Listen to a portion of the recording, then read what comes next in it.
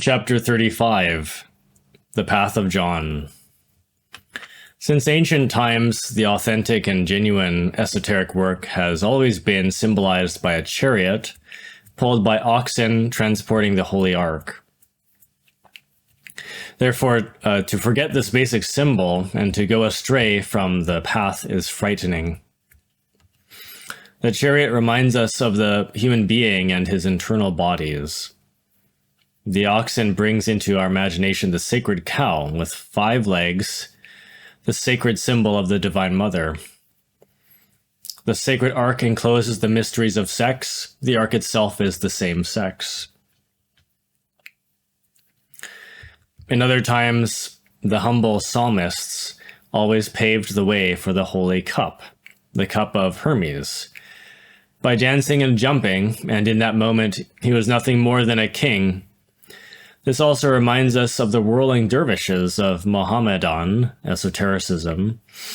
The objective of all of these dances is to awaken the consciousness. Within ancient schools of mysteries, sex yoga, Maituna, was never taught onto the neophytes who previously did not accomplish with the basic requirement of self-awakening their consciousness. Asleep, unconscious neophytes cannot have cognizant consciousness of the work that they are performing. Thus, sooner or later, they abandon the great work. Nevertheless, in these times of worldly crisis, we have to take the risk and publicly teach sex yoga, no matter what the cost might be, because at the present time, everything is lost. Therefore, at least we can rescue the hat of the drowning one.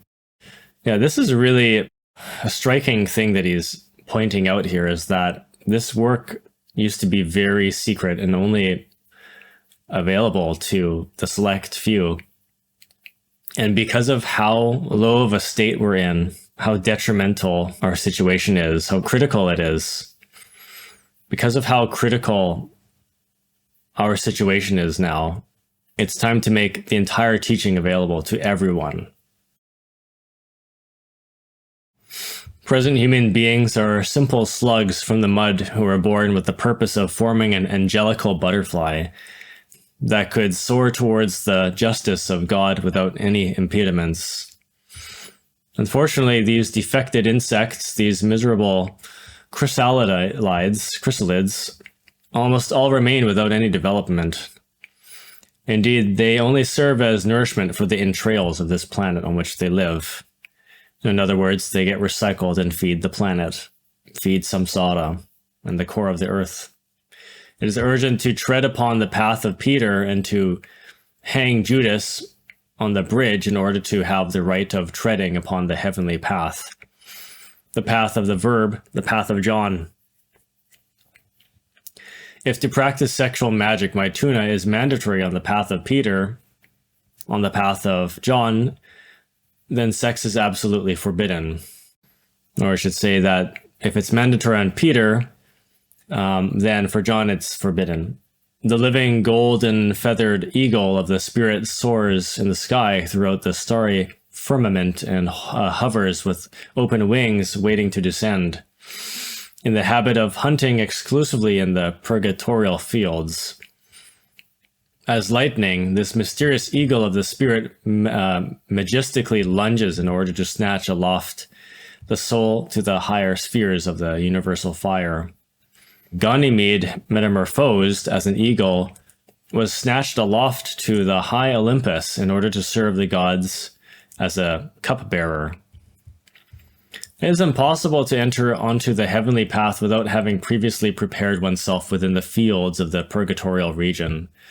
Whosoever enters into the interior purgatorial region, the purgatory, receives the mark of the letter P, 7 times upon their forehead.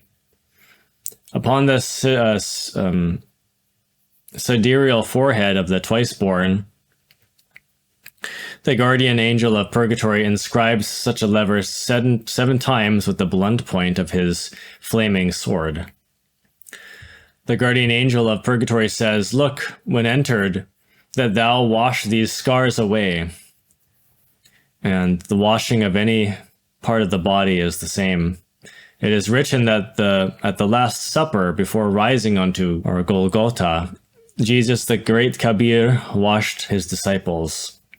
The scars of the 7 Ps upon the forehead are washed away little by little as the luciferic fire, and all of the seeds of Judas are eliminated.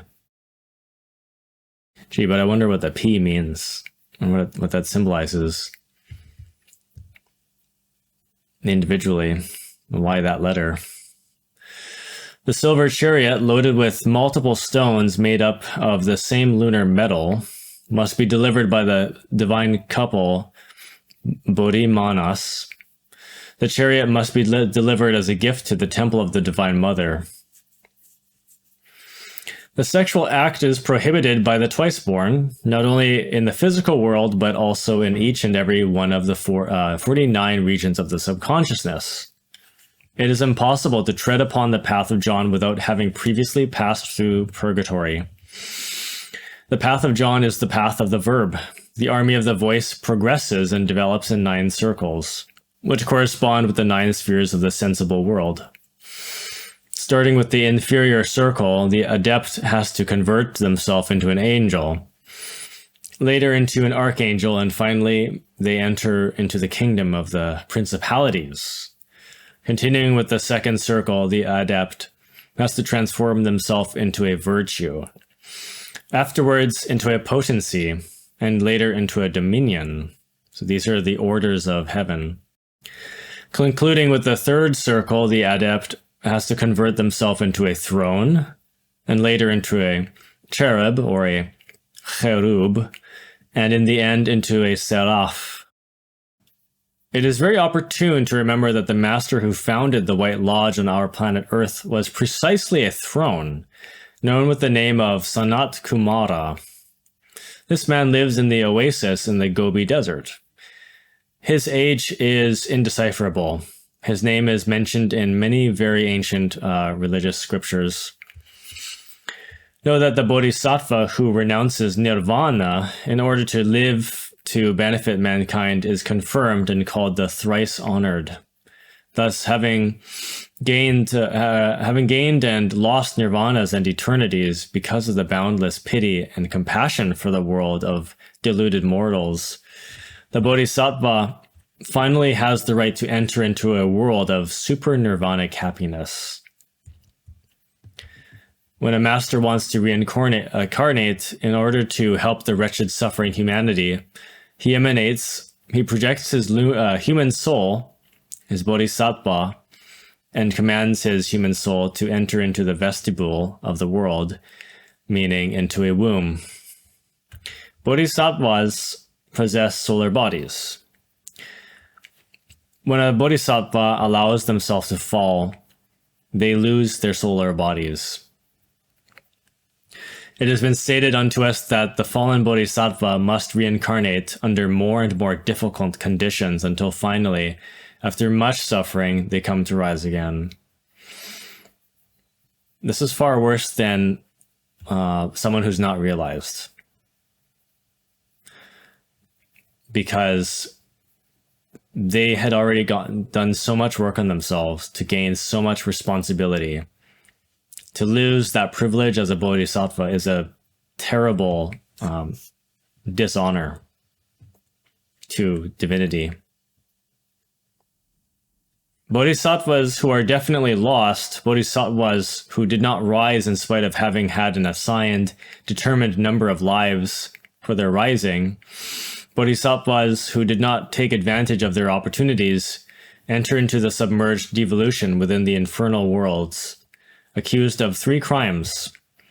First, having had assassinated his Buddha. Second, having dishonored the gods.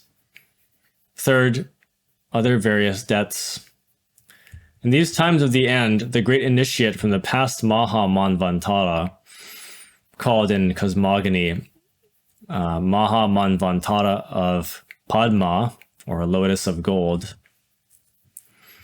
has sent his bodhisattva to earth. The name of that great initiate is very well known in the Old Testament. He is the biblical Yehovah. He is the most exalted being of the ancient lunar chain, the governor of the ancient moon, Earth. It has been stated to us that the Bodhisattva of the Lord Jehovah was born in a certain country in South America within a humble family of working peasants. The Bodhisattva of Lord Jehovah had a joyful, simple, and easy infancy and adolescence. However, now, 1967, he is a youngster, and this worries us because of what his modern surroundings are like and the types of friends he could have in these times. In these moments, this youngster lives in a certain city.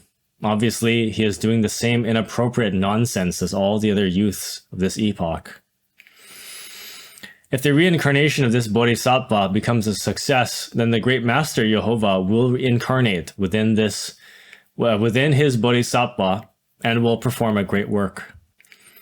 When a bodhisattva renounces all of his psychic powers, when he radically eliminates the false idea that in order to be happy he needs something external, then a particular knowledge, a marvelous resplendence, will come upon him. In occultism, this is called Dharma Mega, cloud of virtue. These types of bodhisattvas can no longer fall. These types of bodhisattvas possess within themselves all of the basis of knowledge. They enjoy the most profound peace, and from their hearts spring the substance of love. Based on renunciations, each time more incredible, one advances on the path of John. Thus, just as a tree has many branches, likewise, many transverse paths sprout from the direct path. Many of those paths take us to elemental paradises, where we can convert ourselves into Jani, or Genii, or Devas of nature. Other paths lead us into the entrails of the cosmos, where we transform ourselves into planetary gods.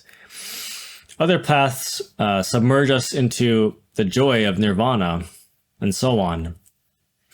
Those who abandon the direct path, those who enter onto the transverse paths, sooner or later have to reincarnate in order to return to the path of John, the heavenly path, the direct path.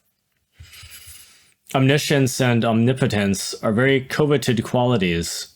These confer upon us remarkable powers over all of nature. If we renounce these tremendous powers, then the destruction of certain seeds occur, that in one way or another, after every great pralaya, always brings us into new manifestations through successive Mahamanvantaras. It is urgent to know, it is indispensable to comprehend that the universe is made up of an illusory nature. We need to die and to die within ourselves, and to renounce and to cease existing within all of the seven cosmos, in order to have the right to be within the Absolute.